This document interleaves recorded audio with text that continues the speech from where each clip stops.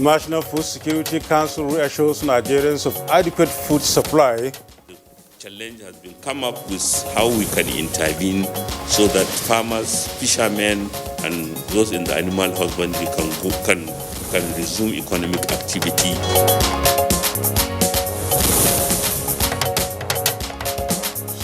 To boost commercial banks' lending to the agricultural sector, CBN reviews risk-sharing formula.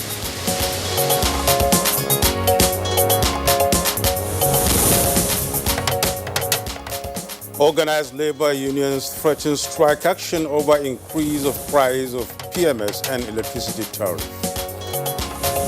28th of September will be a date that those actions will be challenged by Nigerian workers, our civil society allies.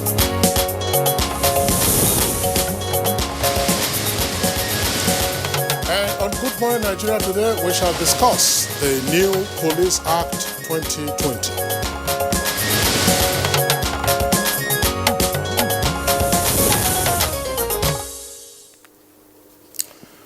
The security of life and property of every Nigerian depends on an active and effective police force in the country. The inefficiency of some police officers and the negative impression of many Nigerians toward the police have prompted calls for deeper reforms towards addressing some of these challenges. Well, now those calls have been heeded, as it were, with the signing into law of the Nigeria Police Bill 2020 by President Muhammadu Buhari. The new law repeals and reenacts the old Police Act of 1943, which had been in existence, of course, for well over 75 years. Now, this act provides for more effective and well-organized police force driven by the principles of transparency and accountability in its operations as well as in the management of its resources. Now, the bill was harmonized by the Senate and the House of Representatives in July, as both chambers had passed similar bills to empower the police force and enable them effectively prevent crimes without threatening the liberty and privacy of persons in the country. And one of the objectives of the Act is to ensure a people-friendly police which will foster a sense of cooperation and partnership between the police and the communities it serves. The Act also provides for relevant training in all police formations in the country for enhanced performance. Now, the Nigeria Police Act 2020 also aims at bringing about a positive change in the public perception of the force by ensuring that its functions are performed in a manner sensitive to the needs and well-being of the people. Well, Nigerians, of course, will be keeping their fingers crossed in the hopes of a better Nigerian police force. I mean, obviously, the lack of trust for the police isn't peculiar to Nigeria alone, Yusuf. Well, absolutely, Kesri. The problems of the Nigerian police are well known, and I will be good rather to know if most of the institutional, structural, operational and financial challenges currently being experienced by the Nigerian police have been addressed in the Nigerian Police Act 2020.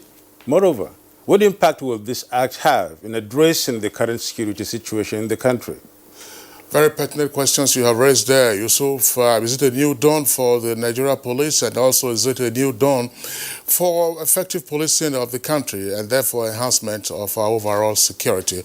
We'll have some clarity on these issues and more in the course of the program in our conversation segment.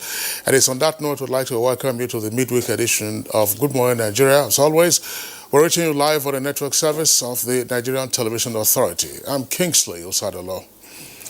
And I am Yusuf Nadab Usman. It's good to see you again, and for the next 2 hours or so, we promise you an enlightening time featuring some of our complimentary segments, including a newspaper review, business news, and others. Let's first keep up with issues trending on the news this morning with Chimaobi Walter-Naji, who is ready with the morning news highlights. Good morning, Chimaobi.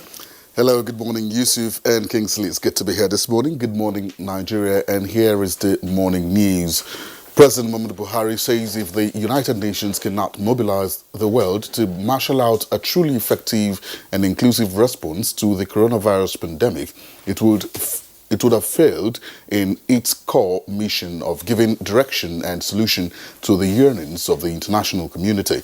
In his virtual address to the general debate of the 75th session of the United Nations General Assembly, the President maintained that the global community not only look up to the United Nations but count on the organization while reflecting on the future it wants.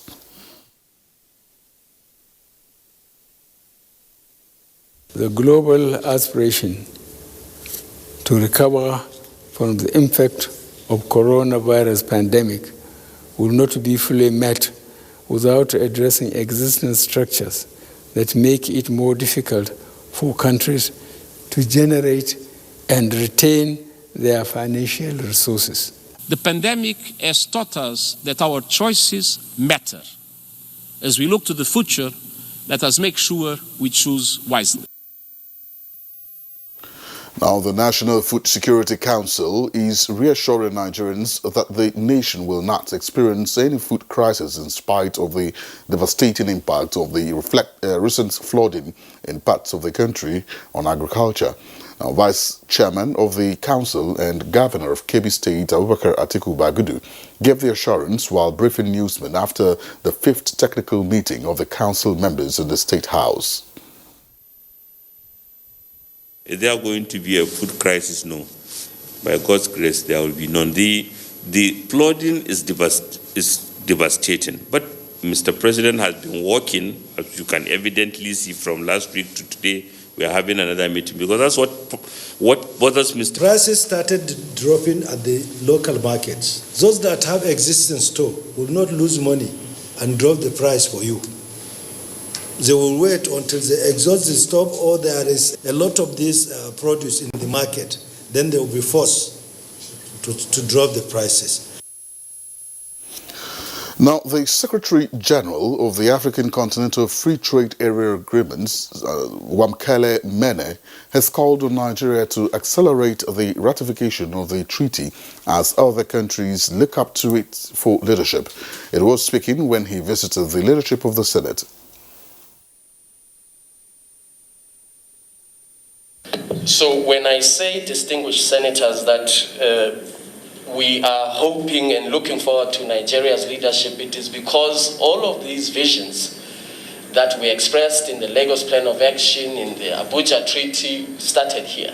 The initial momentum from the signing of the agreement needs to be continued for a greater continental impact. In the meantime, the Central Bank of Nigeria has reviewed the risk-sharing formula from 70-30% ratio to a 50-50 ratio to further encourage lending by commercial banks to the agricultural sector. Now, this was disclosed during a stakeholders meeting organized by the bank for the 2020 dry season plan. The most important thing is ensuring that the farmer is protected, and in certain instances where we can replant, we will replant quickly.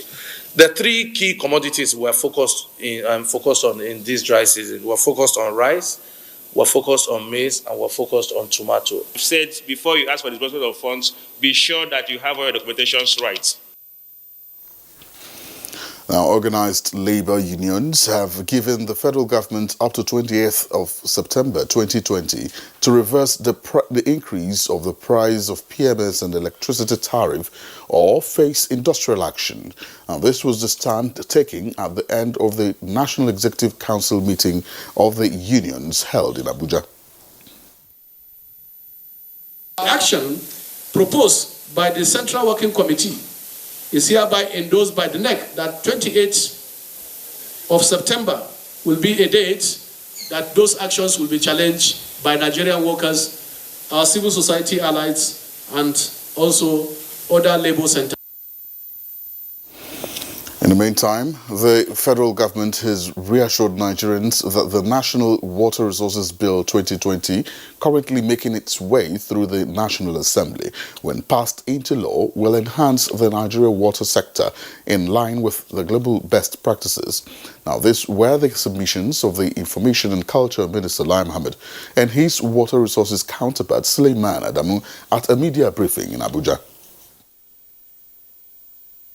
The bill provides for professional and efficient management of all surface and groundwater for the use of the people, i.e., for domestic and non-domestic use, for irrigation, for agricultural purposes, for generation of hydroelectric energy.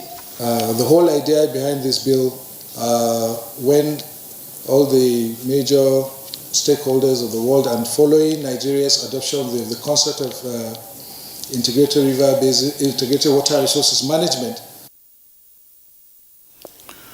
Now, reports coming in from the Nigeria Center for Disease Control, NCDC, indicates 176 new cases of COVID-19 have been detected in 14 states, increasing the total number of confirmed cases to 57,613 in the country. Of the 176 new cases, Lagos has 73, Plateau has 50, the FCT has 17, Rivers 8, Ondo 6, Niger and Ogun have 5 new cases each, followed by Edo and Kaduna with 3 new cases. Others are Oyo with 2 new cases, as well as Bauchi, Bayelsa, Delta and Nasarawa with 1 case each. A breakdown of cases by state puts Lagos in the lead with 19,055 cases. Next is the FCT with 583 cases. And the third is Plateau State with 3,304 cases. 48,836 recovered patients have been discharged with an unfortunate 1,100 deaths on record. And that concludes the morning news highlights. Good Morning Nigeria continues on Nigeria Police Act 2020 with Kingsley and Yusuf just after the break. Just stay with us.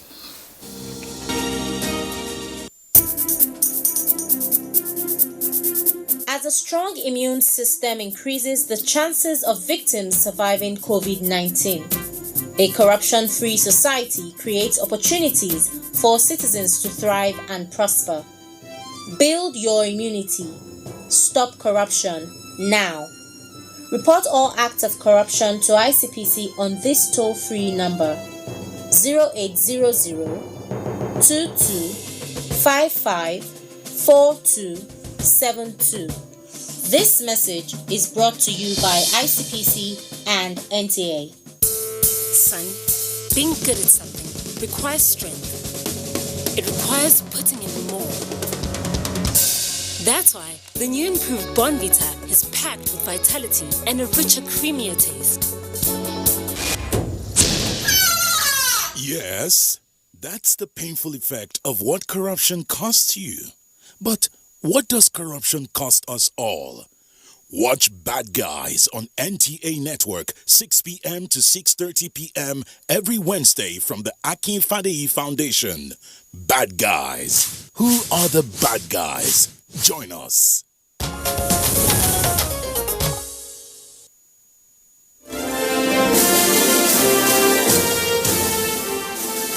Advertising your goods and services on the right channel gives you an edge over your competitors. NTA News 24 has all the platforms for your target audience. The station is on DSTV channel 419, GoTV channel 46, StarTimes channel 101, and Free TV channel 703. With our digital format and wide range, we can reach your customers in next to no time. We are eager to promote your business, goods, and services. So, partner with us for a very rewarding business experience. For more information, please call Henry on 0803-379-0884 or visit our office at NTA Headquarters, Area 11, Garki, Abuja. NTA News 24.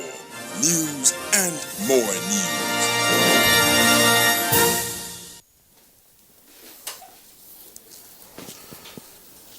And our newspaper reviewer this morning is Bayo Otebi. You're welcome, Mr. Bayo. Thank you, Yusuf. Good morning. Good morning, Nigeria. Good to see you. Good to see you too. All right, we have 3 papers, The Nation, The Punch, and The Sun. Let's begin by taking a look at the front page of the Punch newspaper. Above the nameplate, it says CBN prepares for recession, reduces benchmark lending rate to 11.5%.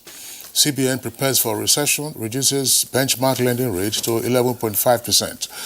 Details can be found on page 20. Electricity and fuel price hike. NLC and TUC plan total shutdown from September the 28th. And you have two riders to that. NLC executive endorses proposed strike and protests, and TUC mobilizes state chapters. Place visa ban on all political leaders. Congress appeals to US, UK, Germany, and Spain. That's page 23. Kiari, that's the GMD of NNPC, decries PIB delay and says foreign investors losing confidence. Details are on page 17. And two earpieces there beside the nameplate, $6 million scam. FBI wanted fraud suspect surrenders to EFCC.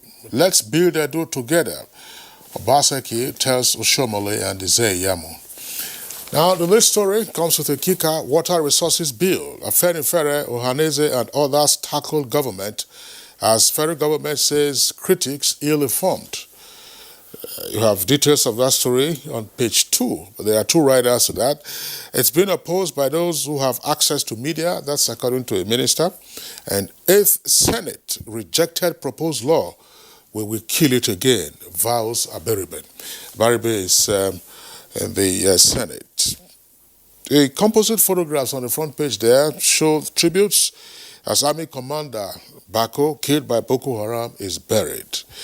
The late Bako there, being laid to rest yesterday. Suspected Fulani gunmen killed 5 in Otom's village attack.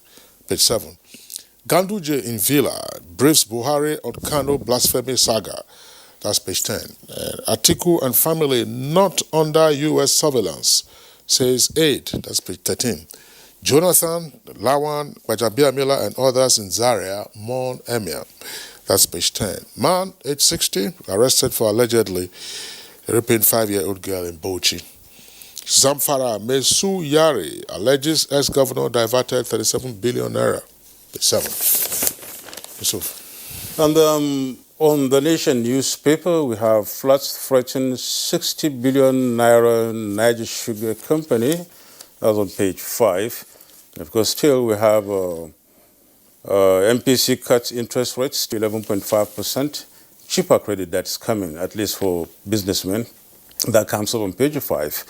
And directors track revenue in NNPC, FIRS, that is Federal Revenue Services, Customs, and Zulum gives slain Colonel's family 20 million naira. Both stories are on page 5 and on page 2, respectively. The lead story on the Nation is petrol price, electricity tariffs, Labour set to begin strike. With the rider there that says federal government to meet with NLC, TUC tomorrow in a continuous dialogue. That's some chatting news there. And how Water Resources Bill will benefit Nigerians by government, that comes up on page 4. And CBN disburses 3.5 trillion naira COVID-19 intervention cash. You can get that story on page 4. The on-day election is not out of the Nation newspaper. It says court remands 7 suspected thugs in Akure prison. Akira Dolu's son threatens lawsuit against Ajayi. And INEC to engage more physically challenged, and more on page 5. That's all about on the elections in the Nation newspaper. Bayo? Thanks, Yusuf. Let's start with the latest development from Edo State. Governor Godwin Obaseki and his deputy, Philip Shuaibu, have been presented with certificate of return for their success in the September 19th election. Governor Obaseki called on his opponents and predecessors to join him in the task of building Edo State. He says, to our friends and our brothers on the other side of the divide, we are one family. And in the pursuit to provide services and public good for our citizens have decided they trust us more to provide leadership. It does not mean that they do not have a role to play. It does not mean that they are not part of a family. We have no malice. The only thing we disagreed on is the approach of moving Edo forward. The Omobano de Ukuapolokolo also has thanked President Muhammadu Buhari for ensuring that the Edo election was free, fair, and violence-free. The Oba commended the National Peace Committee for initiating the signing of the Peace Accord, and also thanked candidates for adhering to the advice The Oba also thanked INEC and security agencies for a successful election and a job well done. A statement by Frank Irabo, the secretary to the palace, said that the palace and the throne is non-partisan, but on election day, the voice of the people spoke, and the voice of the people is the voice of God. The Oba called for support of all Edo sons and daughters, as well as others resident in Edo, to the elected governor for him to succeed. Meanwhile, the Central Bank of Nigeria meeting, the Monetary Policy Committee meeting, has reduced the monetary policy rate from 12.5% to 11.5%. The governor of the Central Bank explains that this is to make credit cheaper and to improve demand, stimulate production, reduce unemployment, and support the recovery of output and growth. You will recall that the pandemic has set most nations, including Nigeria, on the path of recession. With the initiative of the bank, the move is expected to encourage more banks to lend so as to stimulate the economic growth. One of the actions taken by the Central Bank of recent was reduction in the interest rate for savings. That came to me as a surprise, though. Well, I'm a layperson in economics, but the simple road sense for economy is that you increase a rate for savings to encourage savings. Perhaps this is not the appropriate time, but the implication is that when people resort to saving, they hope to earn interest, and that also will accumulate resources for banks to lend to customers. But when the interest rate is reduced, the tendency is that savings is discouraged. Anyway, that's a layperson's observation.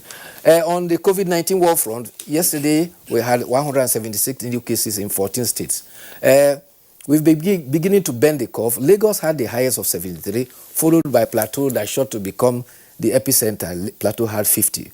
FCT had 17, but all other states, all the other 11 states had single digits, which means that we are now cascading downwards. But however, the Presidential Task Force on COVID-19 says that we need to persevere with COVID-19 so as not to rest on our oars. The coordinator of the the COVID-19 Dr. Ali Usani said we need to sustain aggressive testing so as to control the spread. And this danger is heightened because schools are beginning to resume, and some aspect of normalcy are gradually returning. The tendency is that if we abandon those COVID protocols, we might have the risk of increasing numbers.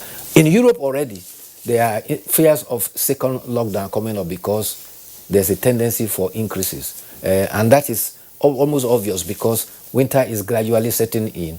And unless they do something drastically, they cannot avoid that. In fact, Israel has indicated a second lockdown anytime from now.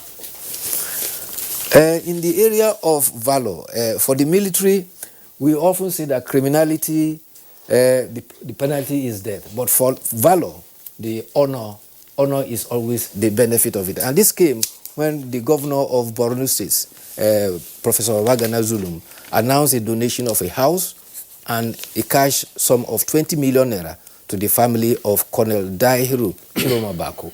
Colonel Dahiru Chiromabako was the commandant of the soldiers in Dambua, in one part of the Borno State, Dambua axis.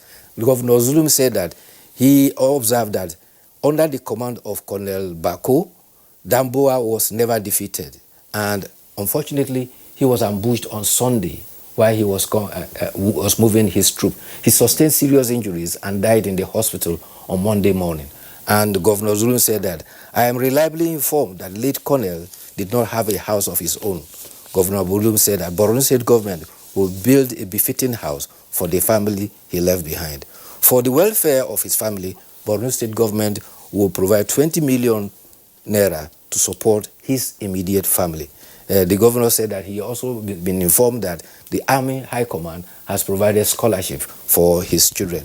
The governor was joined by the Chief of Army Staff at the burial ceremony. In another development, the Nigerian Air Force also has immortalized her first female combat helicopter, Tolulope Arotile. The force named the pilot crew room in Port Harcourt after flying officer Tolulope Arotile. The pilot crew room has operation briefing, serves as operation briefing room. It has pilot life support room and also computer room and a library. Other facilities it has is the changing room for the pilots, and it has facilities for kitchen, dining, and restroom. The dedication is a fulfillment of the promise of the Air Force High Command to honor the memory of the first female combat helicopter pilot. Her contributions, it was to note her contributions against fighting against banditry and insurgency in the country. She died in an accident at the Nigerian Air Force Base on July 14th. A 24-year-old, she was buried at the National Military Cemetery and accorded full military honors. No, that was a dream cut short really there, but it has to be. Death has to come. It's inevitable. And once it happens, it becomes so grievous. The Daily Sun has Sorry, just before we go to the editorial, Yusuf, two of the issues that Bayo has raised. One is the burial of Colonel Bako, who was killed in an ambush. His soul rest in peace. And the gesture of the Borno State government is to be commended, making the promise of delivering a befitting house to the family of the deceased, as well as some amount to enable them get started again with the death of their breadwinner. It's commendable. Sometimes part of the challenges that families of fallen officers, part of the challenges that they face is they often get abandoned midway, and I mean, we have seen them during the Armed Forces Remembrance Day celebration, or policemen, and their families, who unfortunately lose their lives in the course of duty. It's often a tough ordeal. Some of them, after a while, they get ejected from the barracks. Then where do they go to? And their colleagues, who witness such things, often have a new psychological attitude towards their job. And the attitude is to say, look, let me fend for my family in the first instance. Let me also minimize my risk so that in any eventuality, things will not be so tough for those who might leave behind. I think that the gesture by the Borno State government, as I said, is worthy of commendation, no question about that. The other one, of course, relates to the story here by the Punch, saying CBN prepares for recession and now reduces the benchmark lending rate to 11.5%. It will be no surprise if the report for the third quarter for this year indicates that the economy is still in the negative territory. We already had a negative territory for the second quarter. So if we get a report that the economy is still in negative territory for the third quarter, then technically the economy is in recession. No surprise, obviously, because of the coronavirus pandemic. But the heartwarming thing is that the various institutions that manage the fiscal, monetary, and trade policies of the country have been up and running in terms of trying to work out appropriate measures, including, for instance, the economic sustainability program already announced by the government. So this is like preparing for it. If it happens, it won't be too much of a shock, and then we all can cope with it. One last point, Bayo, I think we have raised this once or twice. It's a rider here. If you look at the front page of the Punch newspaper again, just below the headline indicating that NLC and TUC are planning a total shutdown on account of the hike in electricity tariff as well as the price of petrol. Says place visa ban on all political leaders. Congress appeals to US, UK, Germany, and Spain. Well, sometimes the way the Nigerian elite groups try to solve our domestic problems, inviting foreign powers to come and intervene or interfere, whether in elections or otherwise, is worrisome.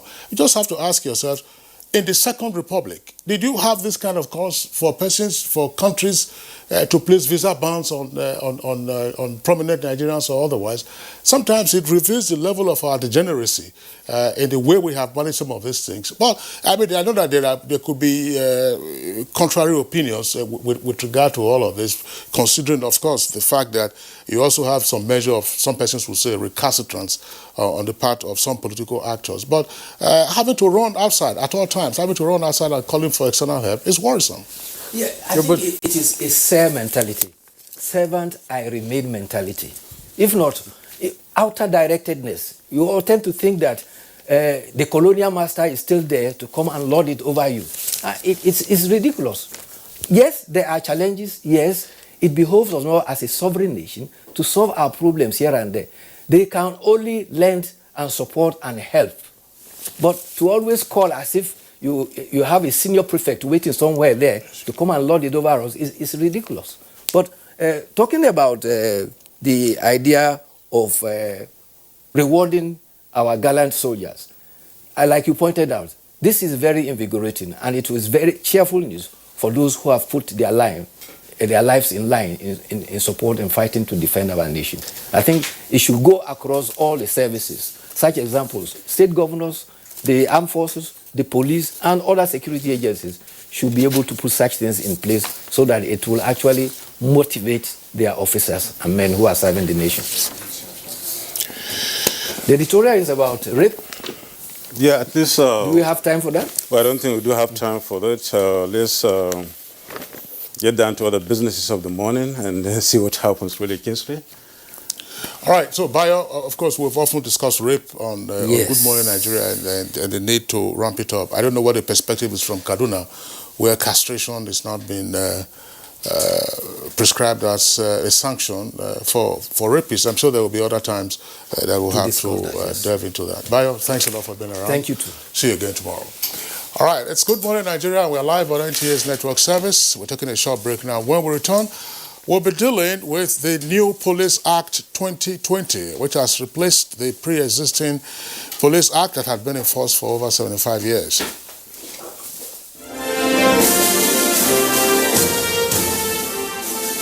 Advertising your goods and services on the right channel gives you an edge over your competitors. NTA News 24 has all the platforms for your target audience. The station is on DSTV channel 419, GoTV channel 46, StarTimes channel 101, and Free TV channel 703. With our digital format and wide range, we can reach your customers in next to no time. We are eager to promote your business, goods, and services. So, partner with us for a very rewarding business experience. For more information, please call Henry on 0803-379-0884 or visit our office at NTA Headquarters, Area 11, Garki, Abuja. NTA News 24. News and more news. Sensitivity is a short, sharp pain that people experience when they have something hot or cold getting to the nerve of the tooth. If the sensitivity is left alone, it may get worse. Dentists recommend Sensodyne. It's able to calm the nerve of the tooth. The proof's in the results. It works. Sensitivity is a short, sharp pain that people experience when they have something hot or cold getting to the nerve of the tooth. If the sensitivity is left alone, it may get worse. Dentists recommend Sensodyne. It's able to calm the nerve of the tooth. The proof's in the results. It works. NTA TV College Jos, an affiliate of Ahmadu Bello University Zaria, is currently admitting students for its ordinary diploma programs in television journalism, television production, and television engineering. Interested candidates are advised to obtain relevant information concerning eligibility at our website at www.ntatvc.edu.ng or marketing department of any NTA station nationwide. For further information, contact Assistant Director, Marketing, NTA TV College Jos on 0803-314-4383 or the Academic Office of the College on 0806-980-9807. Announcer, Registrar. Hi. I'm done. Really? Yes.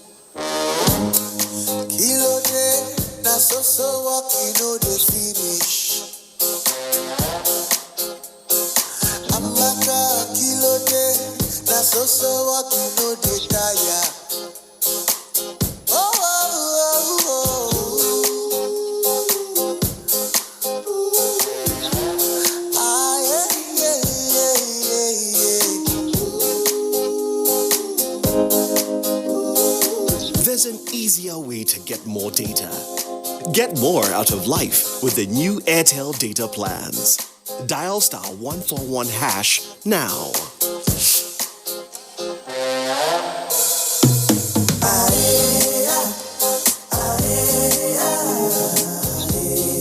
Data is life. life. Airtel, the smartphone network. Good morning, Nigeria is coming to you live on the network service of the NTA. And to set the tone for our discussion on Nigeria Police Act 2020, Abdusalam Jubril has a brief backgrounder.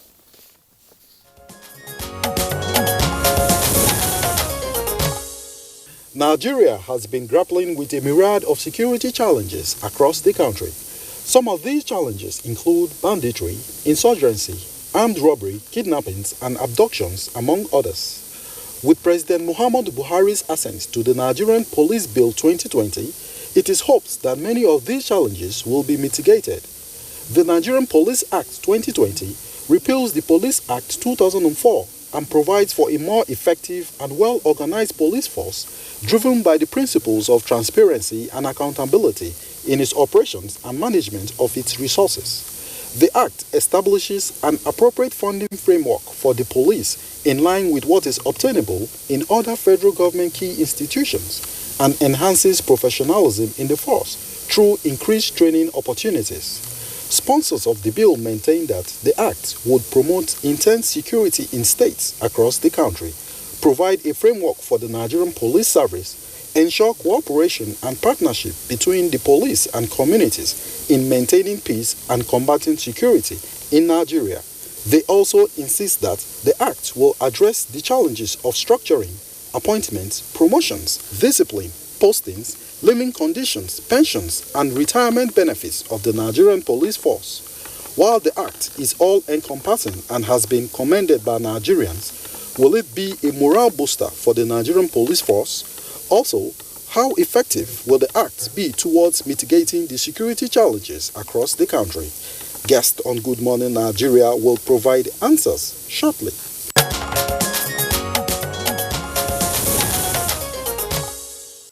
All right, many thanks there, Abdusalam, for that backgrounder. We have guests with us in the studios to drill into the new Police Act 2020. First, let's welcome Suleiman Abba, former Inspector General of Police. The former IG, of course, is currently chair of the Board of Trustees of the Nigeria Police Trust Fund. IG, pleasure to have you with us on Good Morning Nigeria. Good morning. Okay. And also here, we would like to welcome Nkiru Uzodi, who's a lawyer and senior program officer at the Policy and Legal Advocacy Center, BLAC. Nkiru, pleasure to have you with us on the program. Good morning. And we also have a familiar face on the program, Dr. Benson Olubo, Executive Director, Clean Foundation. Thank you for joining us on Good Morning Nigeria. Good morning, and thank you. All right, so those are the guests we have in the meantime. Just before we bring in the IG, that's the retired IG, to speak on whether the new act promises a new dawn for the Nigeria Police Force, let's have a bit of a background. And Dr. Benson Olubo, who is of Clean Foundation, of course, obviously has a good grasp of this background. The new Police Act 2020 has had a long journey, and some persons will say well over 15 years. I recall there was a stakeholder gathering sometime in 2004 at which the old Police Act was examined and re-examined, and propositions then made for a reform. How has the journey been to achieving a new Police Act 2020? Thank you very much. I think it has been an interesting journey. The Clean Foundation was established in 1998, and one of the key missions of the Clean Foundation is to promote public safety and security, and that is actually reform the Nigerian police force. And we are 22 years this year, so that tells you that the process of reforming the Police Act actually predates the establishment of Clean Foundation. But I remember that in 2002, we did what we call a panel study, civil society panel, on the key things that we should do on the Police Act. And they were quite some of the things that have been looked at now. The reality is that if you look at the law, it says Nigerian Police Act 2004. It's actually 1943. The changes that were made are more or less cosmetic. So since independence even till now, we've been using a law that was bequeathed to us by our colonial masters. So there is actually that need. If you look at the process of lawmaking, there's what we call autonomous constitution made by the people. You know, we've run it for some time now. We have the 1999. So the same thing also should have happened with the Police Act, because the police is very important in security in Nigeria. So there have been different processes getting to the National Assembly. Of course, you know you need the concurrence of the two assemblies, the Senate and the House of Reps. But we must comment, and I think I will have to put it on record there, that in the 8th Assembly, the former president of the Senate, Abubakar Saraki, Dr. Saraki, had made a promise to civil societies when we had a meeting with him that that law will be passed, you know, and he made it possible that that law was actually passed, I think, 2018. But what happened was that there was a problem with the version by the House of Reps, and it didn't get the light of the day. So interestingly, of course, we had to come back again. But some of the key things, if we want to say, is one, we've always said that the tenure of the Inspector General of Police. Currently, the Inspector General of Police actually sleeps with two eyes open. One eye has to fight criminality, and then the second eye has to watch the political language of the president, because he serves at the leisure of the president. But now, the law says you have to spend 4 years unless you are found wanting. And then it also tries to strengthen the police council. The police council was in the previous one, but it has not really worked. And so we see it that one of the key things that the law is planning to do is also have that opportunity for the police council actually to be involved in the appointment of the IG. Then there is the issue of community policing. If you recall, former President Olusegun Obasanjo in 2004 actually established community policing, and he started with a pilot project in Enugu State. But interestingly, it was more or less a donor-driven project. And when he left, that process, we didn't see the light of the day. There was no continuity.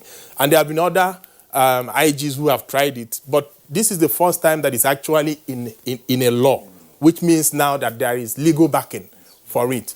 Also, there are issues of discipline, especially when police officers are caught against the law. There is need for you to actually deal with them. Different activities have been done. Of course, you know, originally, the Police Service Commission actually has the power to discipline, to recruit and appoint, and also promote. Even though one can ask, is there any difference between recruitment and an appointment? But that's a discussion for another day. So what has happened is that in 2014, the Clean Foundation started a project we called Stop the Bribes Platform. And that was actually opportunity to get low-level officers who were caught in collecting bribes at the roadblocks. The Nigerians said they were wary of police officers who normally harass them. Of course, you also remember during COVID, actually, one of the key things that happened in the Southeast is that they were not afraid of coronavirus, but they were wearing the face masks because they were scared of security agencies. Because when they get to the security block, the policeman doesn't have a face mask, but he will arrest you because you're not wearing a face mask. So that in 2014 resonated, and we set up this Stop the Bribes platform. So it now, when IGP Arase came in, he kind of continued that process and set up the Complaints Response Unit. Of course, you know, in Nigeria, one of the problems we always have in Nigeria is that some ideas die young. So when he left, there was this fear that that Complaints Response Unit may not continue. And we felt that the best way to get that legacy, part of our law, was to put it in the law. And hopefully that has come now. So the Complaints Response Unit is there. There's also the issue of funding, reward system for police officers. There are excellent and gallant Nigerian police officers who have done well for this country. But either when they die or if they retire, nobody remembers them. Nobody gives them that, we love you, we appreciate what you've done. So this reward system actually tries to support them. And then there is this funding mechanism, of course, which complements what IGP Abba is working on, the trust fund, to ensure that the funding of the police is robust. Because we know that the police is a key instrument in maintaining law and order. I've always argued that after the president, the next person in Nigeria is the Inspector General of Police, because he has instruments of power. And the person who occupies that position should actually be removed from political influence. But before we get down to the nitty-gritties of the objectives of the, the Police Act, Policy and Legal Advocacy Center, you've been, in Kiru Uzori, that is, you've been at the center of, looking at these issues and trying to look at how they really affect the Nigerian people, talking about critiquing the whole issue. How do you see the Police Act of 2020, how, good or bad it is, compared to what we used to have? I think this new act is a significant improvement from what existed before. So the old Police Act was not very clear on the use of police powers. For us in civil society, I think that is something that is very, very key, clarity on use of police powers. It left too much discretion to police officers when it came to, powers such as arrest and search. So what this new act has done is to create procedural safeguards and outline clear procedures that police officers must follow when they are making arrests or executing search warrants. And I think this is going to be of interest to citizens, considering the tense interactions that citizens have with police officers, on a daily basis. So, for instance, in carrying out a search, police officers now are mandated to either be in uniform or wear a visible ID card. And before a search is conducted, the officer has to inform the person being searched, why he's being searched. And there's also a requirement for every search conducted to be recorded. And in the Act also, there are new power. The functions of the IGP are now clearly stated. In the former Act, the functions of the IGP was not clearly stated. And the Act was drafted in such a way that there was, kind of more of a focus on state security. Now it takes in, human security into cognizance and emphasizes that the role of the police is not just to prevent crime, but also to protect fundamental freedoms of citizens, promote human rights, respect conventions that Nigerians are signatory to, promote provisions in Chapter 4 of the Constitution. So for us in civil society, I think for the average Nigerian, I think those are the most significant provisions, because that is where a lot of police officers kind of fall short. And then in the Act right now, there's provision mandating training of officers. So the IGP is now mandated to ensure that every single police officer, irrespective of gender, gets training. And also that suspects who are in legal custody are informed of their rights to representation. So I think those are some of the very, very significant provisions. Of course, Benson has mentioned the tenure, which I think is really a huge milestone, considering that the IGP had no tenure. So I think these are some of the very, very key things that those of us in civil society were really keen on seeing in the Act, and we're happy that is in this new Act.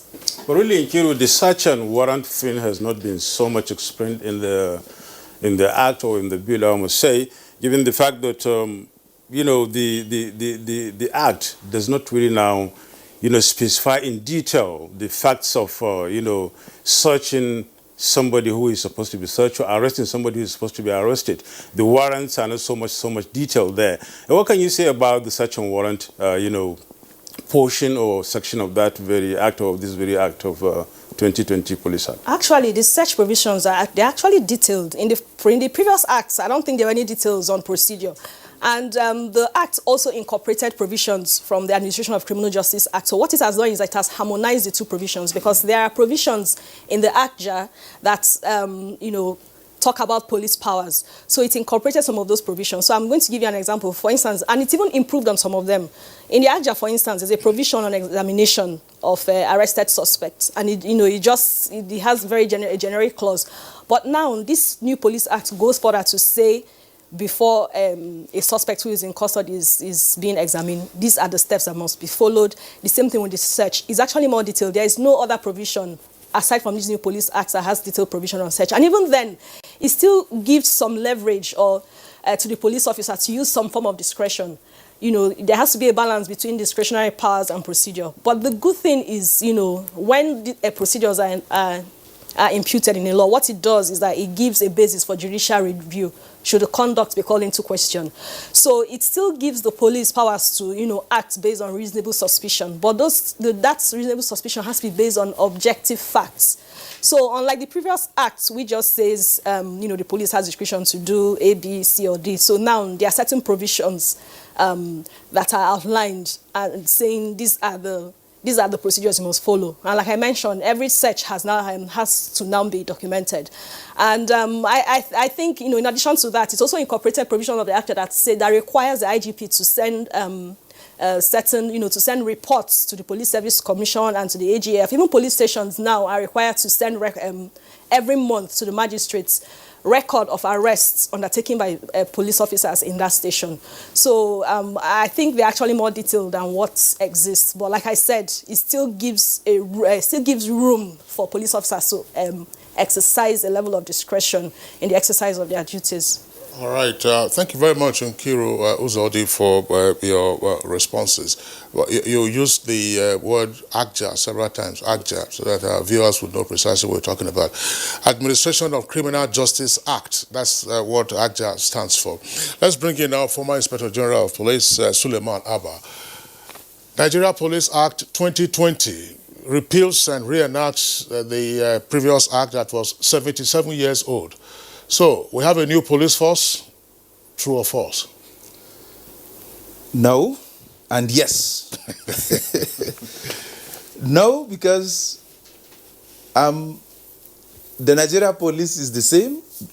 I think the constitution remains the number one law. Nothing has happened to it. There's still one Nigeria police. The act itself, just like my colleague said, yes, I think 43 or 46 was the actual date. For us to now have a lot of improvement in it, I think I should congratulate Nigerians, people living in Nigeria. I should also congratulate the Inspector General of Police and other police officers, because the improvements are on all sides. I'm very happy that this has happened, and I'm glad I also contributed, if not in making the law, at least in ensuring that we encourage the signing. If you would really want me to comment on areas that I believe are very important to the Nigeria police, and that makes it new police, the issue of remunerations. A situation where other security organizations take home a salary that is better than that of the police. And when the police is the leading agency in internal security, I think the act has done justice. It says no security agency will take remunerations over and above what the police takes. It may take some time to really align it and put things in order, but at least it's very promising. And to all police officers, serving and retired, including me. And the second thing is the funding. Police has always have two problems: funding, manpower. This funding that the Act is very specific about has solved more than half of the problem, because the trust fund is there to also support it. In any case, we will not allow duplication. Otherwise, it will be fraudulent. Wherever the IGP is given, and thank God I also contributing in making sure that the police is put on first line charge when I was IGP. And I appreciate the then leader of the Senate committee, if I may call them, Senator McCarthy, and the leader of the House committee responsible for that, the then Deputy Speaker of the House. They ensured that I begged them, and they worked on it. So if the IGP is going to get improved funding, that's good. But we'll ensure that wherever he's given and whatever he does with the fund, there will be no repeat from the trust fund. So thank God again, the Ministry of Finance, Budget and Planning has a representative in the Police Trust Fund, in the person of the DG Budget. So I'm sure he will guide us to ensure that that does not happen. Other beautiful things that I see in the Act of course, that will also lead to a new police includes the issue that the issues of arrests. A situation where, we have been managing bad acts for a very long time. A very long time. That was why when I became IGP, I wanted, and I started a focus on, attitudinal change. Whatever you do with a person, if you don't encourage him to change himself, it will just be like one step forward, 2 steps backward. So I concentrated on that, and the elections came, and they were looking for scapegoat, and they found one of not me in the police, but I paid the price. Now, if the attributes of a police officer, and that is one area that I want to say that what has happened is that the Police Act incorporated, provisions in the police, in CPC and CPA, like the issues of arrests. It's not that they were not there. They were there. The police had never been arresting people either on the road or searching people either on the road or in their homes without a guidance. There were guidance in the CPA and the CPC. Sorry, again, for the benefit of our viewers, so that they don't think that CPC is a political party. I like that. Well, Criminal Procedure Code. The CPC is the Criminal Procedure Code, and it applies to the northern part of the country. And the CPA is the Criminal Procedure Act, which applies to the states in the southern part.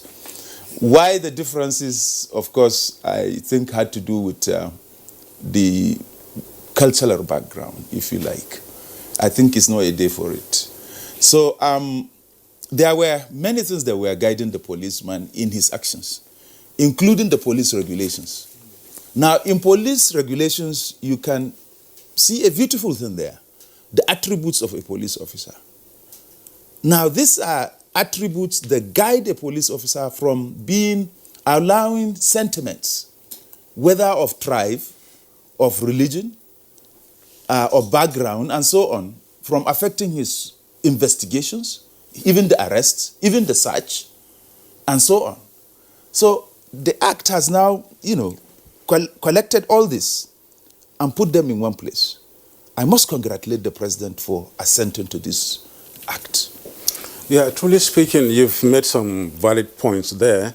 But when we look at the whole gamut of the Act itself, seems as if it has touched almost every aspect of the Nigerian police force, in the sense that it is trying to improve it and make it more efficient and more effective, as Kingsley rightly asked, whether it's going to be a new police force or whatever. Absolutely. The main aim of the new Act is to make the police more effective, more efficient. But I still repeat, it cannot happen without appropriate funding, manpower. And I want to say that unless we have at least 500,000 police officers, we may not see the differences we want to see. You mentioned one aspect of, this whole thing that's talking about what you really did, and of course what you started, as you said, attitudinal change. How far has this Act gone in trying to address this issue? Because this is one very important aspect of the Nigerian community, if I may use that phrase, talking about Nigerian police not having a very good image. This all has to do with attitude of the Nigerian police towards the community it serves. What the law has done now is that it has started with force in attitudinal change. It's telling the police officer that if you don't arrest in this way, you have violated the law. And in the police, like in all other law enforcement agencies, if you act outside the provisions of the law, you alone will take the grudge. So the law, what the law has done now is that it's starting with the policeman to behave according to the provisions of the law. And there are also procedures in taking care of persons or police officers who violated the law, either through orderly room trial or through the issue of query, so long as members of the public cooperate and report violation of their rights. And this law is so beautiful. We can't continue to operate, in the 1940s. This is 2020. The police must change. A situation where a policeman stops you on the road simply because, of course, I don't like people who beat the light. Because to me, you are trying to create chaos. But there are certain offenses, traffic offenses, that an offender can either be warned or be told to report to a police station. A situation where you are forced to open your door and policemen or traffic men rush into your car and, creating scenes on the road should not continue to happen. So this law is taking care of those things. They must learn to operate according to the provisions of the law. I'm happy. These are things in line with the attitudinal change, the use of force first, but it's either you change because of the provisions of the law, the consequences of your action, or you will face the grudge of the law. But like other institutions, the police had these laws before. I believe there should be some disciplinary, measures and processes as regards, failure to carry out duties or going beyond limits as the case may be. I'm talking about what new things are there in order to make the police see that things have changed and the way we used to do things, it should not be business as usual as regards attitudinal change. Yes, the new things in it are, you cannot have the same law under colonial era with a law under a democratic era and expect the same effect. The law in this 2020 is mindful of the fact that we are in a democratic setting. And so the policeman must have to know that he's not there just to harass members of the public, but he's there to assist them so that they will also assist him. It's a very clear thing. The issue of attitudinal change is much more personal than official, I would say. When you are talking about discipline, and I'm glad my research at the National Institute for Policy and Strategic Studies was an assessment of discipline in the Nigeria Police. And it's a topic that I was given, and I'm proud of the fact that I did a beautiful research. Discipline generally are twofold. And your supervisors confirmed that? Oh, sure, absolutely. I became an examiner thereafter. So that can tell you. I became an examiner thereafter. Okay. But the most important, what I'm trying to say is this. Discipline is twofold. It is personal and it is general. Now we are talking about the general, what the law has provided. Personal is the attitudinal issue. All right, IG, thank you very much. Let's bring in again Dr. Benson Olugbo. It's interestingly some of the aspects that you touched on earlier on Kiru, as well as former IG Suleiman Abba, just referring obviously to the philosophy of policing. Do we, from your examination of the new Police Act 2020, do we now have some clarity as to the mission of the Nigeria Police Force? I remember that during the Obasanjo time, there was some issues about, removing the force from the NPF and just making it Nigeria Police. But from the colonial era, when we had the Police Act of 1943, and up till now, of course, the law, of course, is a new one, it has always been an attitude of us versus them. What do we now see embedded in the new act? Do we now see a community of citizens and law enforcement officers seeking protection for everyone and for all? Yeah, you are trying to ask me if the hood makes the monk. the hood doesn't make the monk. I think the monk has to act in a way that the hood reflects who the monk is. There was a tension, really. I think it's also one of the problems we had, that it wasn't passed earlier on. If you look at reforms that have happened in Africa, in terms of police reform, if you look at South Africa, Kenya, so they are called service. And I think that's the orientation, really. The original concept of policing in Nigeria by the colonial masters was actually to subjugate the Nigerians and not to support or to respect their rights. So we felt there was need for a change of philosophy. So instead of Nigerian police force, because there's something about force, let's call it Nigerian Police Service, which is actually reflected now, because the new law talks about the objectives, the need for a police force that is democratic policing, meets the yearnings of the people, protects the rights of citizens. But when the issue of force came in, some of the police officers who were in the room when we were discussing this said, instead of, one is a constitutional issue, because the Constitution recognizes Nigerian police force. Yes. So you cannot remove force without altering or amending the Constitution. That's one. Secondly, all the police officers in the room said they would prefer you have Nigerian police. Without service. Without service. I joined that. And without force. Yes. So if you must remove force, just leave Nigerian police. Yes. But don't add service. Correct. Because the idea also is that if you add service, Nigeria will not see them as, Nigeria will not respect them. But that is an argument for. So the current law actually tries to deal with that issue of who is a police officer and what is the responsibility of the police officer and a citizen. Recollect that the Constitution of the Federal Republic of Nigeria recognizes that you are innocent until proven guilty by a court of competent jurisdiction.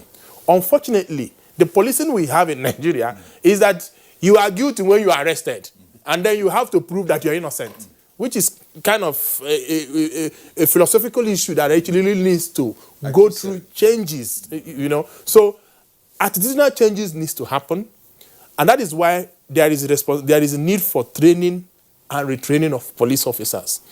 And I guess that's also one of the key things, the cardinal issues that is in the new act. It looks at what is the mission, what is the vision, and what are the objectives. And the fact that the whole thing about protection of citizens' lives and properties actually means also that it is assumed that every person who is arrested should be given that right to defend himself. The law actually says now that you cannot arrest somebody in lieu, which is normally what happens, or that you cannot arrest somebody because of a civil action, which is adverse everywhere. So, of course, there's a... Explain in lieu, so that our viewers will understand, yes. There is a case that is actually on now.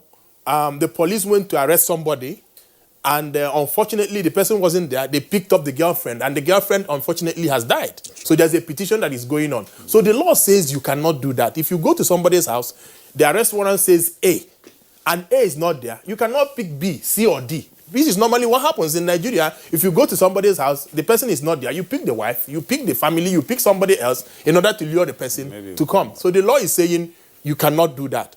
Like Nkiru also said, what this law actually tried to do is to also implement what is already existing, and that is the Administration of Criminal Justice Act. Because the Administration of Criminal Justice Act fused the Criminal Procedure Code and the Criminal Procedure Act into one composite legislation. So what has happened now is that the responsibilities of the police have now been migrated from that act and reformed or refined somehow into the new police act that we have. But it will take time in terms of training, in terms of resource allocation, like former IGP said, and also attitudinal change to realize that it's not just what is in the law. It is also about recruitment. I think we've said it here before, that there's actually need that when you are recruiting police officers, there is need for psychological evaluation.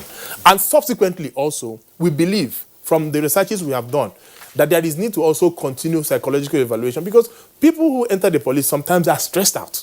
So there's also what you can call post-traumatic stress syndrome that might be in the police, but nobody has actually looked at it. Because you see a normal person who enters the police, but after some years, it's like something is wrong somewhere. And we don't take care of our own. It's the society. We don't take care of our own. What also happens is that people who have been stressed, people who are depressed because of the kind of work they are doing, Nigeria doesn't support them. So it's like if you become sick, they retire you or they dismiss you, or something happens. So I think it's a composite thing. Nigeria should support the police, and I think police should also support citizens. And I think it's something that we can work together to make Nigeria a better place. When you talk about supporting the police, Nigerians generally talking about that, you are in a way saying that the Nigerian populace should be part, or rather appreciate, the fact that the police is their friend. And looking at this issue of, working together, how has the Act, or how is the Act going to really address the issue of, the policeman seeing himself as a friend and not somebody who is supposed to be feared? Because that's the campaign all over. All over, people feel as if once there's a policeman around, scared, feeling guilty, even if you are not, and things like that. How is the Act trying to address this? So that's the community partnership that is currently in the Act, which I earlier on alluded to, that President Obasanjo started community policing. There's also a misconception about community policing.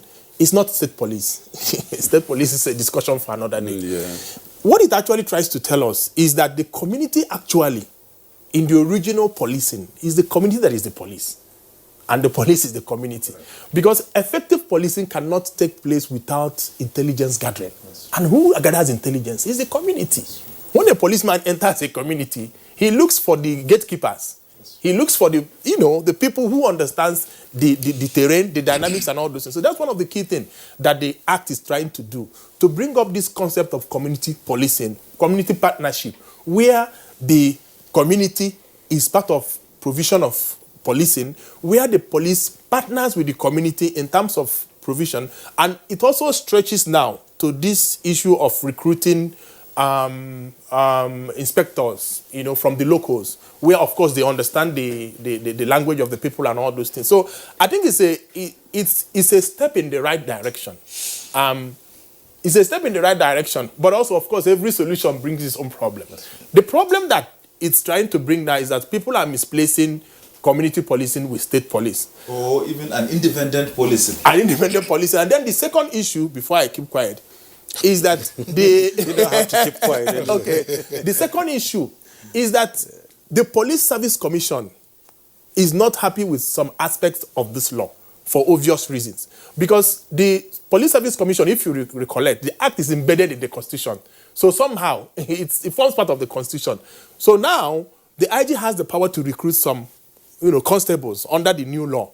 But the Police Service Commission is arguing that you cannot remove the law, you cannot remove a right given to them by the Constitution. So you need to amend the Constitution first. Of course, ours is, maybe you need to go to court and seek for an interpretation. But the reality is that that concept of community policing will actually help us to overcome the tension that is between average policeman and average Nigerian. It's real. We cannot wish it away. Dr. Olugbo, thank you very much. Just to put it simply, what the Police Act 2020 stipulates is not community policing or state police, equivalent of state police, as we have seen in some statements by persons who are agitating for state police. But the whole idea of having the people and the police working together to ensure the safety and security of citizens and indeed all who are present in an environment. Nkiru Uzodimma, I still would like you to speak to the broad philosophical underpinning of the new Police Act, namely in terms of its mission, in terms of its objectives. I know earlier you talked about the use of police powers and how these have not been reformed, but in providing the guidance for proper orientation, because the former idea here talks about attitude, and training that Benson has also referenced. Training, of course, will have to be grounded in the basic philosophy, understanding what the aims are, what the mission is, what the objective is, and how you view those whom you are supposed to be in partnership with to ensure safety and security. So in the new acts, which now outlines the objectives of the police, I think it actually says that the aim is to create an efficient and effective police that is guided by the principles of accountability, and then you have the principle of transparency and the principle of respect for fundamental freedoms. And it also mentioned partnership with other security agencies, because that is also a key issue. It's common knowledge that there tends to be friction or tension, between security agencies. So now it's now in the law that the police must work together with other security agencies. And, in terms of attitudinal change, I think it goes back to what Benson is saying. I think the training is important. But I think at this stage, what is more important is actually creating an understanding of the law. This is an act that was just signed last week. I think a lot of people still don't know the contents. So, when you talk about legislation, there are rights holders, there are duty bearers. So the duty bearer is the police in this case. It's important that every police officer actually understands what this new law is saying. So it's expected that the training of officers will also incorporate, creating an understanding and awareness of the new contents and of the new missions and this philosophy of promoting fundamental freedoms, of accountability, of transparency. All these principles were not in the formal law. And also there needs to be awareness, on the side of the rights holders, at the side of the people, to actually understand what the new provisions are, what their rights are, and what their entitlements are when they're having interactions with the Nigerian police. And I think I should also mention that there is also an outstanding police regulation that needs to be amended.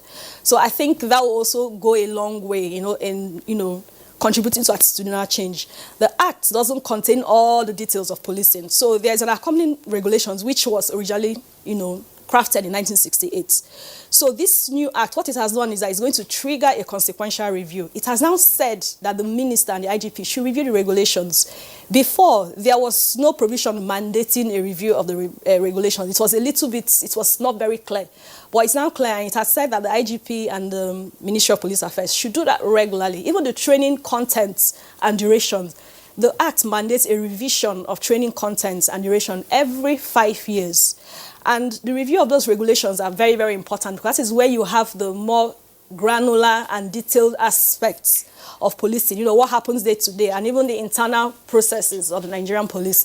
And, for a lot of us, for those of us who are women and who are proponents of improved women's rights, we think the regulations is something hopefully that will kick in immediately, because the regulations contains provisions that are discriminatory to women officers. So in the police regulations, that is where you find those clauses that say only unmarried women can enlist in the force. And if an unmarried female police officer gets pregnant, she can be discharged. If she wants to get married, she needs consent or permission from her commissioner of police. Though these provisions only exist for the women, they don't exist for the men. Men are not held to that standard. And even then, I think there's a requirement that she must have served for at least 3 years. So I think all these things are very important to to bring about or contribute to that attitudinal change and, foster kind of equality between male and female police officers. I would like you to expatiate further, or if you like, restate what you just said with regard to gender and how friendly the new provisions are. So I said that the police regulations contain provisions that are discriminatory to women. And a lot of women groups have been fighting to get this taken out, but it's been difficult because amendment of the regulations is hinged on the Police Act. So now this Police Act has now said that the regulation should be further amended. So the National Assembly, the regulation is a subsidiary, is what we call subsidiary legislation. It's not something that the National Assembly amends. It's left to the IGP and the minister in charge of police affairs. So the National Assembly has done its part. It has amended this act, and it has now included a provision to say IGP and the Minister of Police Affairs go to the regulations and amend. So that is one, should I say, effect, or rather, that one major, should I say, a major accomplishment in this amendment. So if the regulations are now amended, then those provisions can actually change. Those provisions that says that only unmarried women can enlist in the Nigerian police. Those provisions that says that if an unmarried female police officer gets pregnant, she can be discharged, and which also requires that before she gets married, she needs consent. Male police officers are not required. Those provisions it doesn't apply to them. It only applies to women. And in addition, the Act even goes further to create a clause saying that there should be no discrimination on the basis of gender. It's very key. Yes. So Okay, thanks. For my GP, yes. I mean, how do the pre-existing regulation play out that an unmarried female police officer would seek and get the consent of a superior officer before getting married? How was that playing out? Well, this is where the reference she's making is to an act and a regulation that has been there for over 50 years. 1968, the regulations, yes. The Act 1943. That has to do with the tradition then. We all came out from families, and we all know, until recently, the man is the head of the family. And I think, even in my own house, I still remain the head of my family. So, that the law has been very specific now. That's what I wanted to hear from her. And thank God she brought it at the last part of her talk. The law says it has removed all gender discrimination. It is now left to the women group to ensure that this provision action is taken on it. And we have a DIG, a woman police officer. We've had many of them, beautiful ones, very active. Adebanjo or Koronko, call them. They are, there are so many. There could have even been inspectors general of police. I expect them to all come together, ensure that they impress on the IGP to ensure that all discriminatory actions based on gender are removed. I also want to say that the law, the act, is specific with regards to community policing. It says clearly that community policing is now part of the police processes in, policing the community. And in that, I want to say that where the partnership, grows, it will get to a stage where it will be the community that will be telling the police, I want you to police me in this way. I want you to police me in this way. That's the tick about it. The partnership between the police and the community, if it grows, it will reach a level where the community will be the one dictating to the police on how they will be policed. Yusuf raised a number of issues with you from IGP, and you also responded. Training is part of education, and education is a lifelong process. The new Police Act is barely a week old, but from your experience in terms of the training programs that recruits and serving officers go through, what do you envisage as probably quick wins in terms of getting to the nitty-gritty of the new provisions in the Police Act so that these begin to have an impact on the law enforcement processes and the officers themselves, so that ultimately the people who get to be policed will say, wow, we are seeing a new police force. That this is not simply give us a new police act, give us a new police act, you have it now, and it is the same issue. I'm not talking about Roger. I mean, some of those will take a while to deal with, but just in terms of overall policing, how can we cascade down the training, that is the essence of the training derived from the new Police Act? Two things. The instructors at the training schools, who I know belong to mainly two groups, those teaching law and those teaching police duties, which includes the left-right, marching parade, and so on. The second group are the supervisors, and it goes from the top to the online supervisor.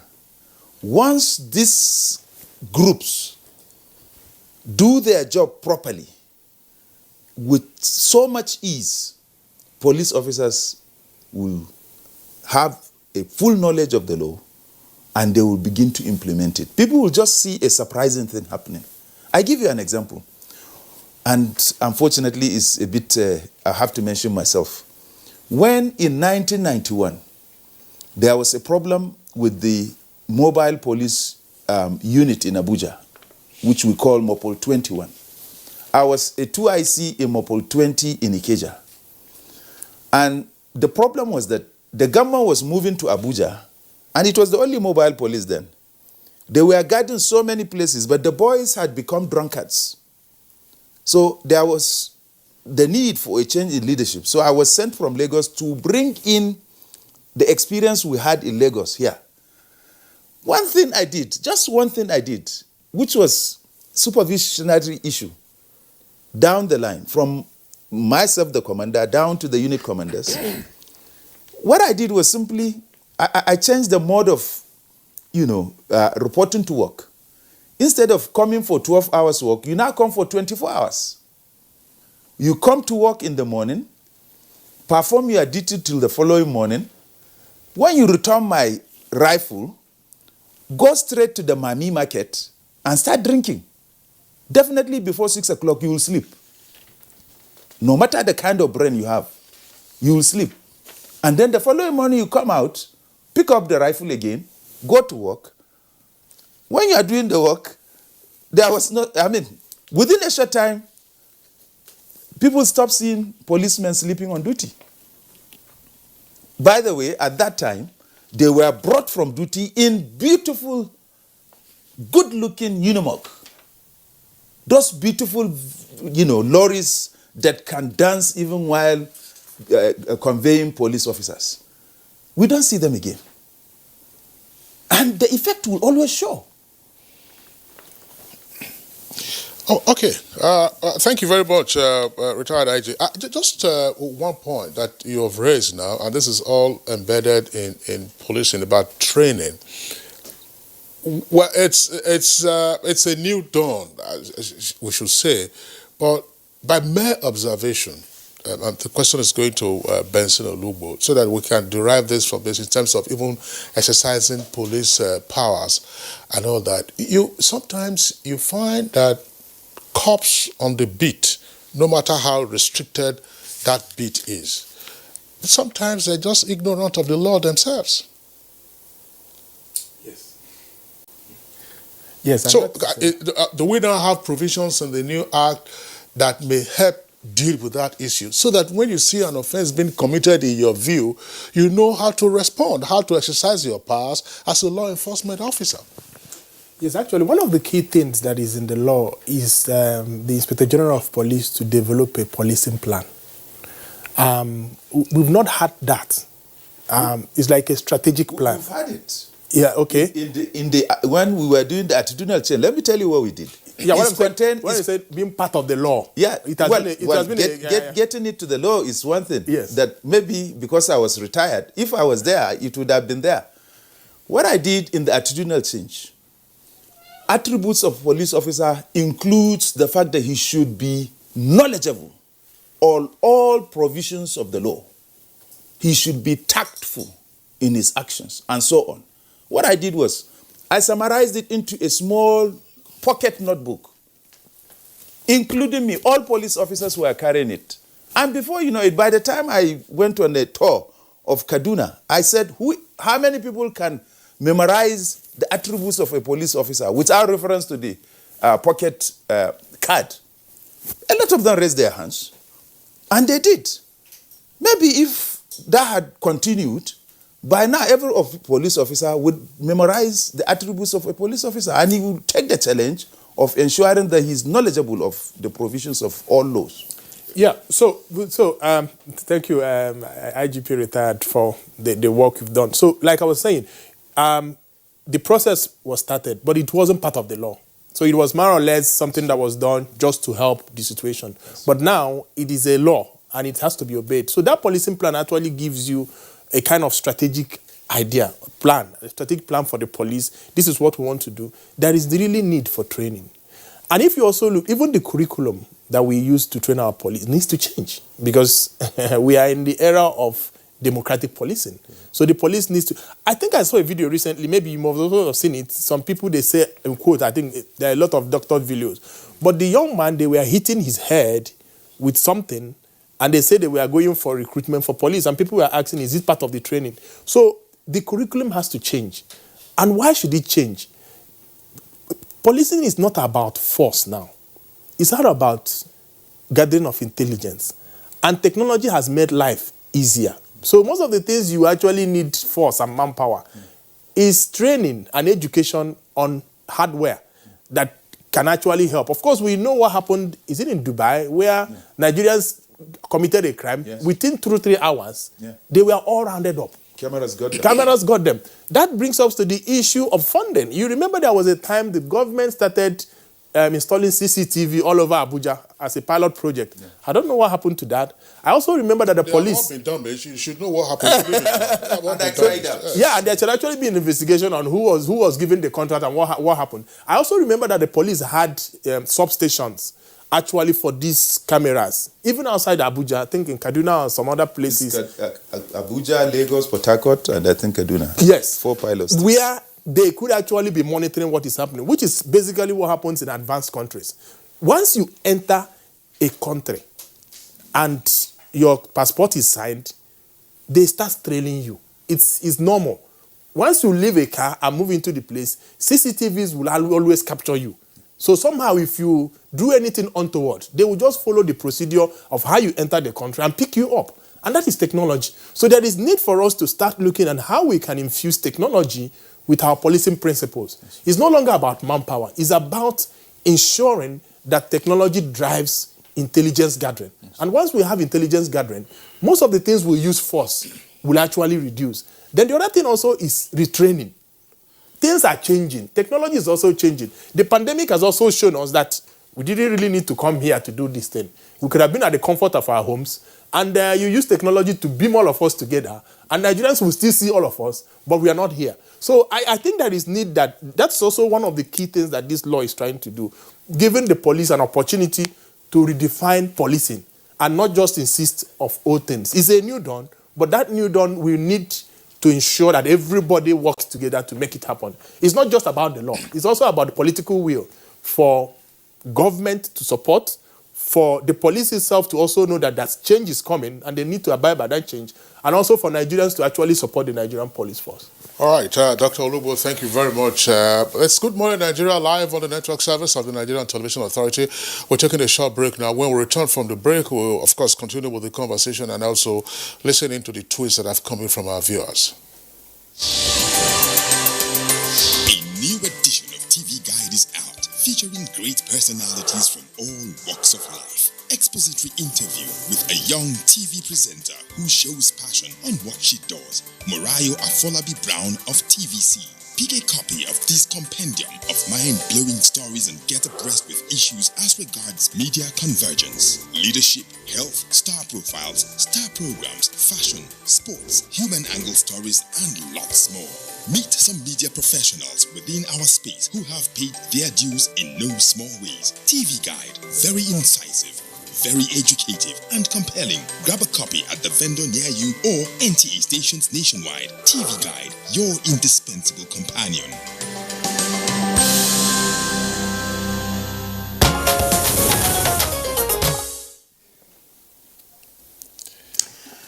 You're welcome back. You're watching Good Morning Nigeria, reaching you live from the Nigerian Television Authority, NTA, the largest TV network in Africa. Before we get down to the tweets, let me just get to the IGP first, at least briefly. Right. We've really, seen how things have been unfolding, especially in the past 7 days when this act came out. Right. And people have been talking about it. We shall talk more about that. Right. In the tweets, I can see there are some responses there. Right. But Subo rose a topic, an issue that is talking about technology now. What's the place of technology in this very act, and how is it going to address the problems of the police force in Nigeria? I am not a lawmaker, but I want to believe that the funding that the law is talking about modern, state-of-the-art equipment for the police.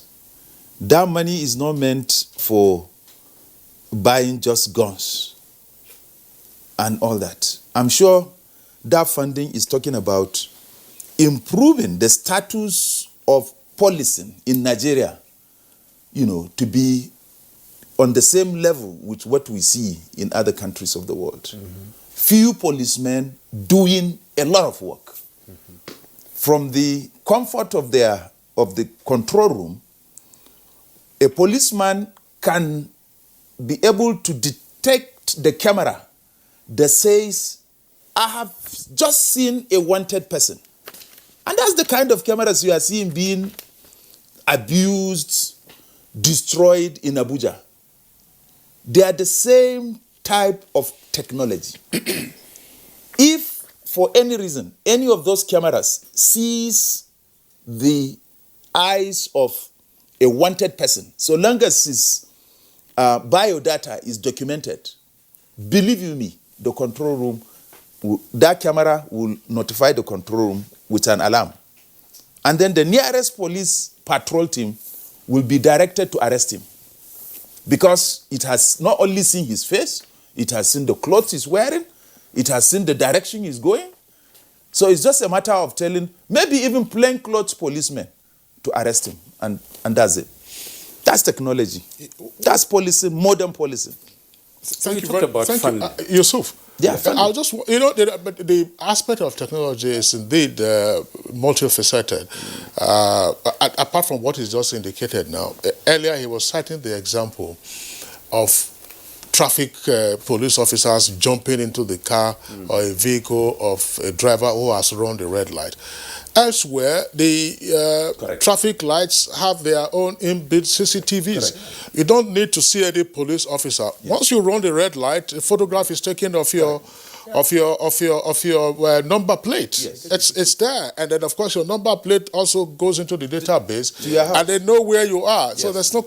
They just come, they give you a ticket. Correct. If you do not pay the ticket, it continues to multiply, and before you know it, you have a bigger sanction. Yes. So all of that, drones, purchase of drones, and using all of that, I think those are key things that. Well, we seem to have a societal challenge with infusion of technology into our everyday life. And we can all brag about Zoom now and so on and so forth, but see how difficult it is to reform our electoral processes by bringing in technology.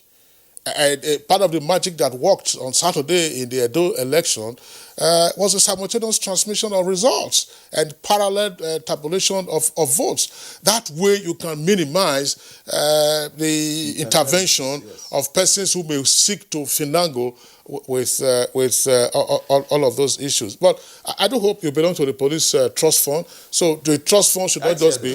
Sorry, you chair the board. Yeah, but you belong. You belong. Yes, I do. Yeah, before. Yes, so, absolutely. I know, but with a lot of responsibilities. Thank you very much. Thank you very much, IGP. These are the kind of things, the kind of investments we would like to see. To see that the police set up their drones. They tell you that kidnappers are on the Abuja-Kaduna highway.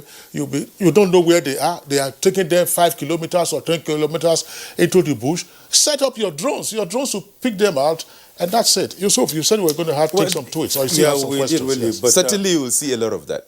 But the only thing is we are supporting the Nigeria police. I cannot be an Inspector General of Police again. You are retired. Yes, thank you very much.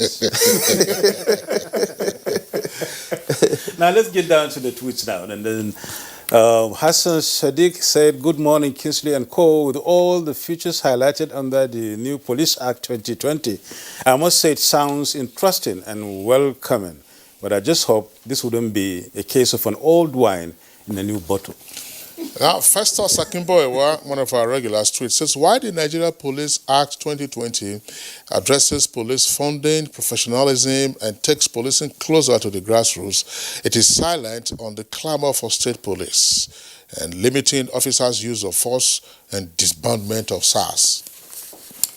Chris Simeon says it's highly commendable. Nigerians are expecting the Nigeria Police Act 2020 to reposition the force in terms of transparency, responsibility, and incorruptibility.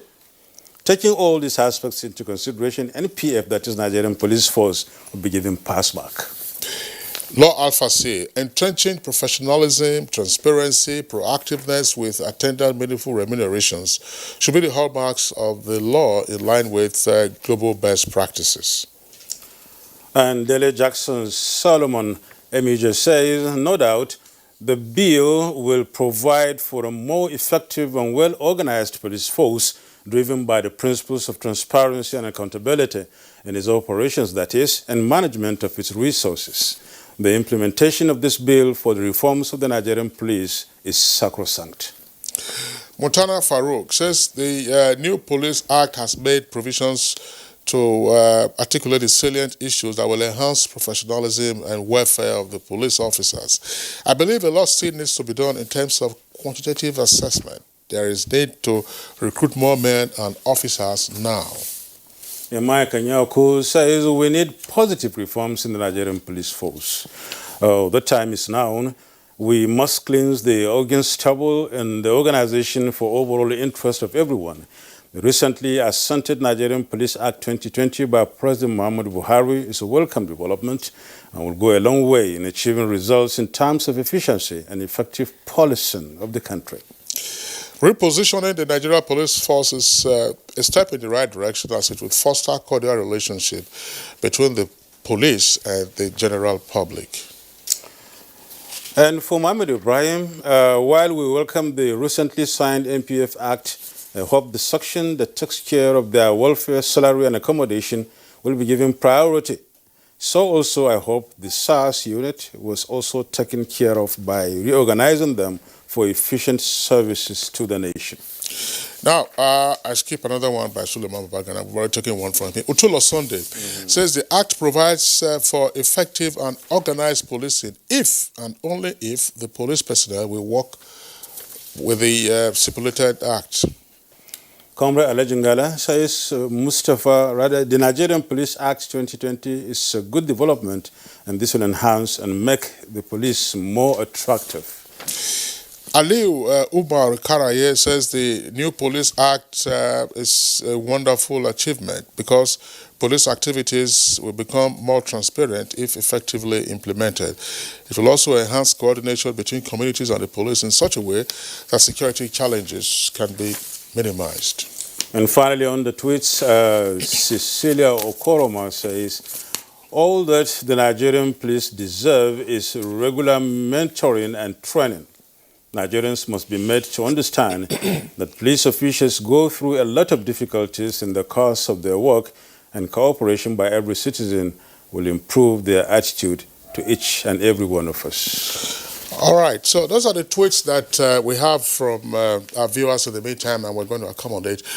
There's one aspect of the new Police Act 2020. I've read so many conflicting versions and comments, but it's a very important aspect, and namely who is entitled to prosecute.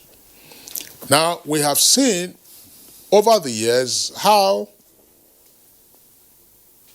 poor prosecution has led to the collapse of otherwise tight cases against persons who have been arrested and therefore arraigned. Excuse me.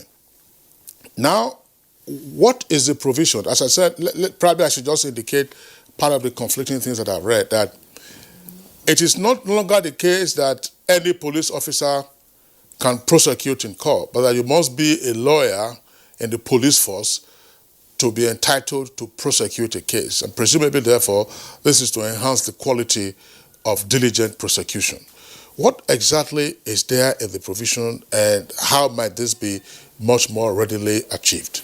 Let's begin first with Benson. Thank you. I'll give my own personal opinion. I mean, it's subject to different interpretations. Now, what the law says, so you take it back to the Administration of Criminal Justice Act. Of course, you realize that the Administration of Criminal Justice Act is a federal legislation that's only applicable to Abuja and, of course, federal institutions, and the police is a federal institution. So that provides that for you to prosecute, you must be a lawyer. What has happened is that the states that are adopting that implementing legislation are not following that principle. So in some of the states, the issue of whether you're a lawyer or not a lawyer is silent. So which means that in some states, you can still prosecute if you're not a lawyer. But under the Administration of Criminal Justice Act, which is applicable in Abuja, you must be a lawyer. Now, what this act has tried to do is try to phase out that is happening in the states by saying police officers who are lawyers are the ones who prosecute. But it's still, it's still subject to interpretation. You know, we apply, Nigeria, there is this plurality of law in Nigeria. So under the exclusive legislative list, there are things that only the federal government can deal with. So when it comes to criminal law is under the concurrent list. So states have the power to legislate. So if a state says, whether you're a policeman or whether you're a lawyer, you should prosecute, that still holds in that particular state. But if you're prosecuting under a federal high court, or you're prosecuting in Abuja and you're not a lawyer, then you are actually going against the provisions of the law. This is my own view, but it's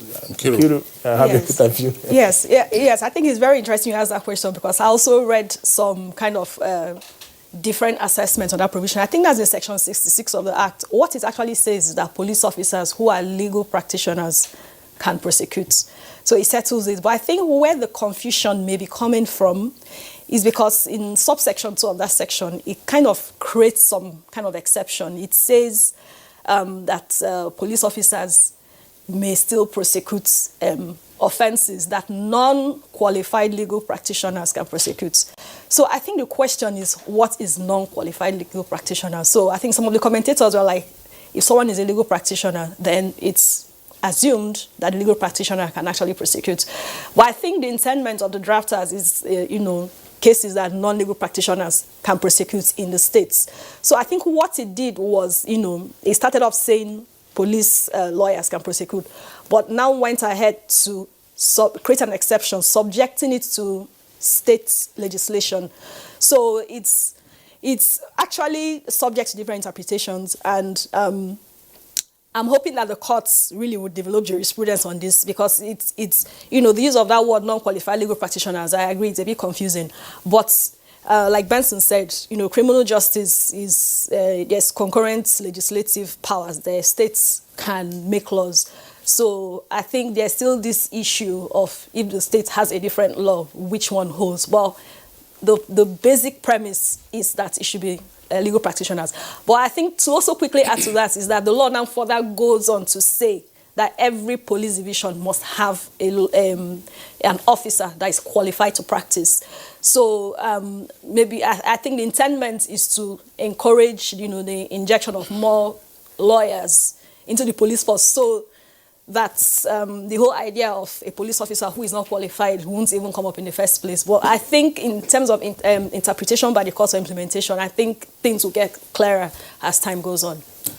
Yeah. Well, okay, thank you so much. Well, I'm a lawyer too, so.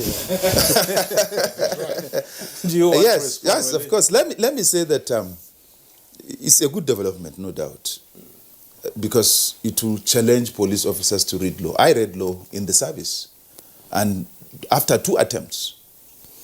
Now, if the law says, the law of a state says it permits a police officer to prosecute, even if he's not a lawyer.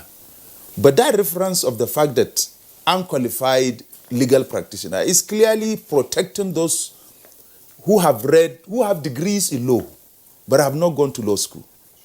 I think it's just protecting those ones, that they can prosecute. But it's also a challenge to them to reach the next level. And to me, it's a good development. Well, IGP Suleiman, I think we need to really have some few minutes left on this program, but we want to speedily talk about the funding of the Nigerian police force. It's all about, the bill or the act is all about, trying to bring up Nigeria to the level of best practices, international best practices if possible. We mentioned some of these aspects here. Kingsley gave some examples of some CCTV, cameras, and how these things are being done somewhere. You have the police trust fund, and although you say you're not going to really have to fund them, but you're going to support them. How do you see, Nigeria pairing up with other countries in this regard, as regards the basic aim of this very bill, which is to to Make it arrest effective. insecurity and criminality in Nigeria? Yes. The Nigeria Police Trust Fund has three main objectives. The first objective, and I'm happy to say that that is how the law stated it, is training and retraining of police officers and other police personnel. That means even non-police officers, but working with the police. That's, for example, those that are working in specialized sections. We need to train and retrain them so that they will become experts. They can perform better. That's the effectiveness and the efficiency will now come in. Secondly, we'll be funding. No, we'll be funding. We are not going to, we'll be funding the police. There's no doubt. The whole purpose of establishing the trust fund is to improve the budget of the police. So we'll be funding the police. Now, the second objective of the trust fund is equipment. To ensure that the police is equipped to standard, modern equipment, including vehicles and so on. For example, we are introducing the Federal Highway Patrol. The Inspector General of Police is a trustee. So we've discussed it, he has gladly accepted it. And you know, it was just an error of judgment. When the road safety was created, you know, it's like when the NDLEA was created, there's something happened. Leave the drug issue to us. There's something happened, leave the highway to us. But you know, they can't do it. An NDLEA, there's just about 5,000. How can they stop the escalation of drug addiction, drug peddling in the country? That's why we are having these problems. There's something, we are introducing the federal highway because no country in the world do their police abandon the roads. None in the whole world. But we still see policemen on federal highways. Sometimes co-located with road safety, or some other time, you know, just a few hundred meters, some 100 meters apart. Those are anti-crime patrol of the localized police. Okay. Not the Federal Highway Patrol. The Federal Highway Patrol performs almost the same functions that the Federal Road Safety is doing. The only unfortunate thing is that the Federal Road Safety does not do it. Protecting the highway, reporting damages on the road, assisting accident victims. Which they do. Which they do, I accept. And investigating incidents and stuff like that. Okay. And then finally, yes, the Nigeria Police Trust Fund, third objective, which is the last one, is to improve the welfare of the personnel. The aim here is that when you improve the welfare of a worker, he's likely to give in his best. Okay, thank you very much. There was a point that the former IG raised. I don't want him to respond to this question. I want to give it to Dr. Benson Olugba, maybe Nkiru, before he makes his last comment. He says, look, we have to boost the manpower levels of the police. At some point, he indicated we needed about 500,000. But there is also the very strong view that even the existing strength of the police force is misused. We have the incidents of what is often referred to as rent-a-cop. You have tens of thousands of police officers paid from the public purse, I mean, no matter whatever the challenges they may have with their remuneration, who are on private policing duties. How do we overcome this under the rubric of the new Police Act? Yeah, I think it's all about political will. And if you also go back to the history, I mean, former IG will always say that most times when the IGs come in, one of the things they will say is that all police officers who are attached to politicians should come back. It's like they do it for 2 weeks and then people go back to the beats and all those things,